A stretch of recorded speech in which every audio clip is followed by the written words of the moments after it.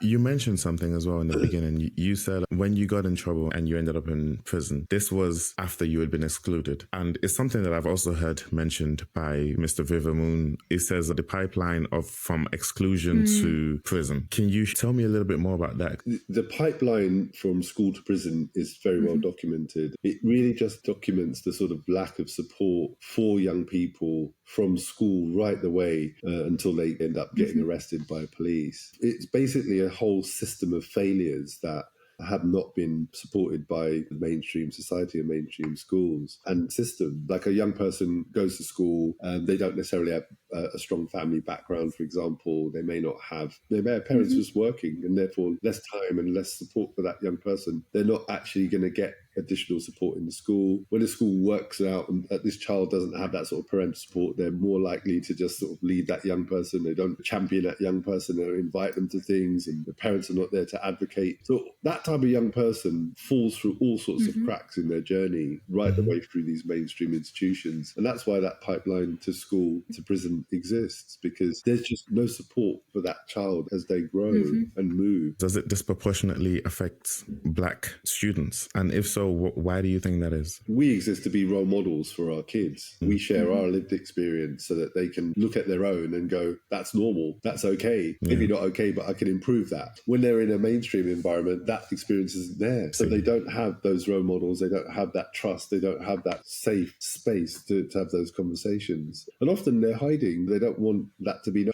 That will come off in behavior. That will come off in terms of their choices that they make with peers. That will be about the identities that they adopt and the suits that they wear to try to look and feel comfortable in a space that they're not really comfortable in. And one of the things when I was a kid, I'd have always the best trainers, always at the top like names and labels. And how do you get that? Well, you've got to steal sometimes to get that. You've got to do and they're the suits that we wear that give us the veneer that we've arrived somewhere, we're doing well, we're respectable, or should be respected. And often that goes the other way. You end up doing a bit more crime, and then that gets you arrested, that gets you in trouble, that gets you on the naughty step, that gets you targeted, that gets you sort of known for being a certain type of person. The school to prison pipeline remains. And then you've got all the other insidious things, like, for example, teachers that are racist, systems that are racist, and all of the real factors which, when that child turns up, those issues are around them, it's more likely to happen. And unfortunately, that is what's happening to our kids.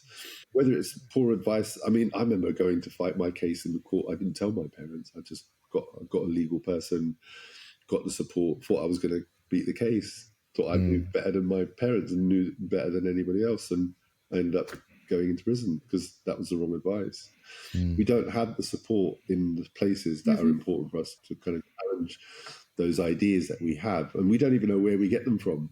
But we somehow look at characters and look at people in the media and we model ourselves on these people, and that becomes a suit that we wear, but actually it's not really us. I've learned a lot from you today, and I think I connected a lot to the conversation and resonated a lot, because one of the reasons I'm in psychology is because of this experience of identity, holding multiple identities, especially as someone of the global majority. How do we consolidate our identities in this process of acculturation? That has been my focus throughout my academic. How do we manage our dual identities or even tricultural identities, especially in the West? So everything that you've been saying today has been something that I've resonated with, doing research on dual identity conflict in Indian women, for example, and looking at how people who come from collectivist societies and how living in the West and how that impacts. For me, I'm considered first generation, but I think a lot of the youth, one of the things they struggle with is a sense of belonging throughout. So that I feel like has been the theme of our podcast. And I think a lot of people during their formative years, and even afterwards, they're just trying to find a sense of belonging. That's where people experience a lot of cognitive dissonance or a lot of conflicts, not knowing that you can kind of hold multiple identities, and that's normal. I feel like a lot of people don't understand that that's okay, and they don't have the support network, like you said, to be able to explore that. Which parts of my identity do I really appreciate? The only good thing now is that because we have social media, we have lots of resources outside, and we also have memes of like our parents asking us to get the controller, or these like very universal kind of jokes that we have in our collectivist cultures. I guess I was just reflecting on that. It's really important in order for people to want to go back to the continent of Africa. They need to first feel a connection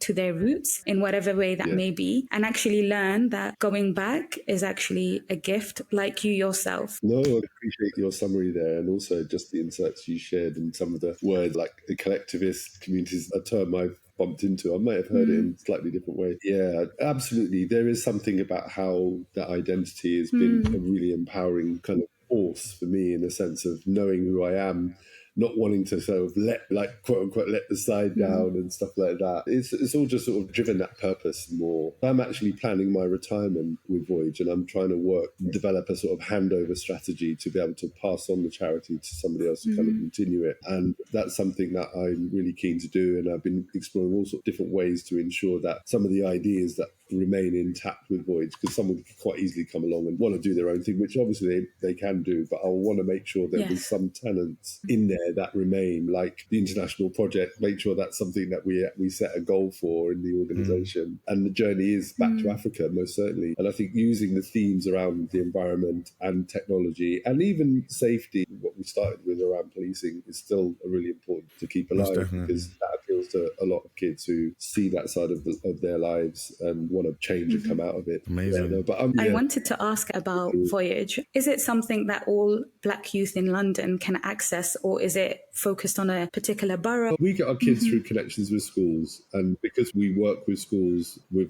youngsters who aren't necessarily doing that well, we get referrals through schools. But we've got age-old connections with schools and people and teachers that we've known over the years, and they always contact me every once in a while and say, what's happening? And they go, oh, I've got a few young people that are available, what are you doing? And then I would share them a link to something, and then they would sign up. So we have kids from all over London joining us.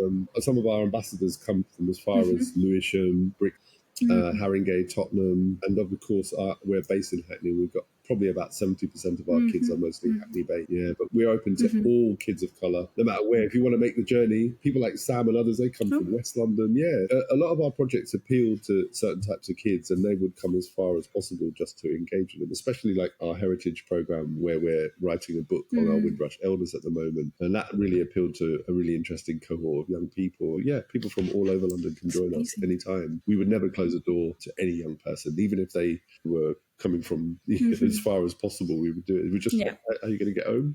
Do we call your mom? That kind of stuff. Amazing. So, Amazing. In terms of practical advice for our listeners, any other advice that you can offer with regards to things they can do practically from your experience and your life and the work you're doing? Wow. I think the key to it is talk to real people. Like, you've got this device that's actually probably taking up most of your interaction and communication. Never forget the value of direct contact with people. I always say, like, look at the people who are looking up, and they would tell you that will point to somebody who's doing something different from most people, because everybody else is looking down. What do you mean by that? This is the kind of pose. And this is the pose everybody is adopting. Yeah. And for me, when I see somebody looking up, I'm like... Instead of looking at their phones. Yeah. And for me, there's something about how that speaks to somebody who's different, thinking different, wired slightly different. And I'm interested in that person. But yeah, I would just say, like, challenge yourself to speak to people older than you in different circles of life. Be vulnerable.